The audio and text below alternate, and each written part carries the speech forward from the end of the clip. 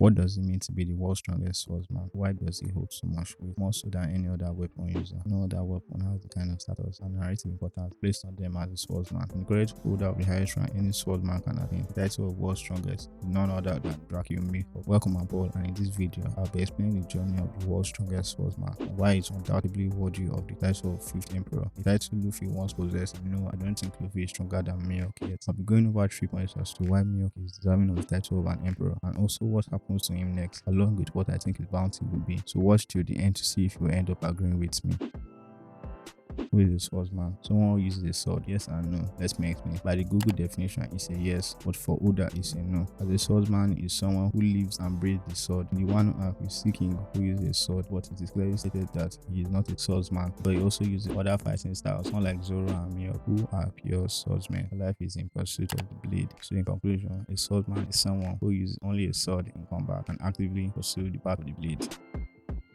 Who is Mihawk? He is the world's greatest. He is 43 years old. Even as a child, he had a liking to the blade, as shown by Oda in the SBS. He will grow up to be a renowned swordsman who during his 20s fought in duels that rang through the New World. It was so fierce, he reached the years of the world's strongest man, pirate Edward Newgate, a white beard. From then on, he engaged in multiple fights till he became the world's strongest swordsman. At the point we are introduced to him, he is already at the top. His introduction at the Barati was where he showed us a glimpse of the Grand Line. At the time, we knew the world was loud, but we never expected to be that vast. Without being serious and using a pocket knife, he easily took out Zoro, who up until that point had nothing but wings and hype surrounding his name. Even during the fight, the people watching even thought he had a chance, but he never did. It wasn't even a fight. The later half, when Mihawk acknowledged his drive and determination and decided fighting with his real sword, the Yoro. The fight was an eye-opener for both Zoro and Luffy, as they were still weaklings in the grand scheme of things. Mihawk's duel with Zoro gave us 2 of his best moments, best being how he was unyielding in his conviction on becoming the strongest, even if it means death, and his second being his promise to Luffy to never lose again until he becomes the world's greatest. Oda used Mihawk to establish the world and give us great character moments, and to think Mihawk was only there because he was bored, and thanks to Zoro, he got to meet someone worthy. It's to be an understatement to say the gap was like heaven and earth during the fight, but he became fond of Zoro's unyielding will. That's why he didn't kill him, and instead challenged him to become stronger. In that moment, Mihawk started taking notice of Luffy too, as the captain of such an extraordinary man, even telling him his path to ranking is even harder than world's strongest swordsman. A common theme with Mihawk is boredom. He is so strong that 90% of the world aren't even a challenge for him, and even out of the remaining 10%, most if not none are true swordsmen. Essentially, he has no one to fight, but a swordsman who lives and breathes the sword, whose goal is the continuous honing of his skills. To have no one to best set skills on is a sad reality. Essentially, he's lonely at the top. You can't talk about Mihawk without bringing up his former rival, the Yonko redhead Shanks. Ever since Shanks lost an arm, Mihawk has had no one to deal with, meaning he's been bored constantly. A misconception about Mihawk not wanting to fight Shanks is that he is scared. That makes no sense from what we know of Mihawk. He yearns for a challenge, but only if it's in line with Bushido, the way of the sword. And Shanks having only one hand is not something Mihawk sees as being equal. This isn't power scaling, just stating Mihawk's code. Throughout the beginning of the story, as Zoro was fighting opponent after opponent, we anticipated the day he would get to meet and fight Mihawk again, but we never thought Zoro would be begging him to be his trainer. It was a growing experience for Mihawk, as he saw Zoro was willing to swallow his pride for another. Once again, he witnessed the loyalty of Zoro and in turn, the greatness of Luffy. Just like his relationship with Luffy, Mihawk has ties or loose ties to all the current Yonko, Shanks being his closest and his former rival and acquaintance, that they still party together from time to time. Even Blackbeard, who he barely interacted with, there is still a connection, with both of them being former warlords and Shuri being a swordsman, although that is an even looser connection. On the other hand, aside Shanks, Luffy has the most connection with him, as they acknowledge Luffy's power to draw people close to him. He even called it the greatest power on the sea, and Luffy's right hand being someone he trained for 2 years. Mihawk and Luffy haven't met in the New World as of yet, but it's only a matter of time. As for his connection with Buggy, it's even more loose than with Blackbeard, but I think Buggy is going to be the biggest connection he would develop. I'll explain more about it later on in the video. Now that we know who a swordsman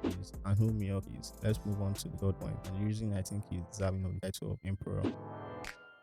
Mihawk's strength. To start off, I'd like to pose a question. Tell me what you think in the comments. If really fought Mihawk, who would win? I bring up this question to show how much Mihawk is underrated in the fanbase, as some people still think that the world's greatest swordsman will lose to another swordsman. Buddha loves his titles. That's why he always in the work to establish that they aren't for sure. The world's strongest man, Edward Newgate, was unmatched in strength. Some like Roger and Gap will compete, but ultimately he was the strongest. Some will say it was the devil fruit, but that was false. His happy was at the pinnacle. The devil fruit was just added on top. Kaido, the world's strongest creature, was no joke. shook, as we saw in the last arc, a one-on-one against Kaido on land, sea, or in the sky. Always bet on Kaido, even though he lost in the end. What it took to take him down was literally 15 people fighting him constantly without any breaks. One of them even being a literal deity with the god fruit. It took Luffy, the sun god, Law and Kid awakening users, along with Zoro and Yamato, advanced conquerors users, along with other top tiers fighting around the clock just to take down Kaido. The two biggest sagas in One Piece have been heavily surrounded around the title of strongest, and for people to still not believe that Mihawk would get the same portrayal is something I can't understand. Even in his earlier days, he was renowned enough that a no-name Shanks got popular just from fighting him. As I said before, their battle got the attention of everyone, and that was years ago. As Mihawk is someone of the blade, I'm sure he must have trained non-stop since then, honing his skills. Shanks is a Yonko now, but also not attributed to his strong crew as well, since you know they are all monsters. On the Shanks debate, ultimately I think Shanks is stronger, but the difference isn't Ninth and D. It's more similar to Zoro and Sanji. Mihawk is Yonko level, and it's easy to say, since ultimately One Piece is a story, and Zoro is a main character. To go in the series can't be weak. I can't see Zoro being able to beat Mihawk now, even after beating King and unlocking advanced conqueror. He still needs more, maybe a black blade. As I said earlier, Mihawk is the owner of Euro, a supreme grade black blade, one of the 12, and the only known person alive to have a black blade. That's a testament to his strength. As the only person aside Mihawk to be called the greatest swordsman was Ryuma, who also had the black blade and was the protector of Wano country. Mihawk is the world's greatest, training the future world's greatest. Strength isn't an issue for him being the 5th emperor, as Luffy became one even when he was weaker, albeit he had a crew and a grand fleet, but even that can be rectified. This brings me to what I think Mihawk does next, and his potentially confirmed relationship with Buggy.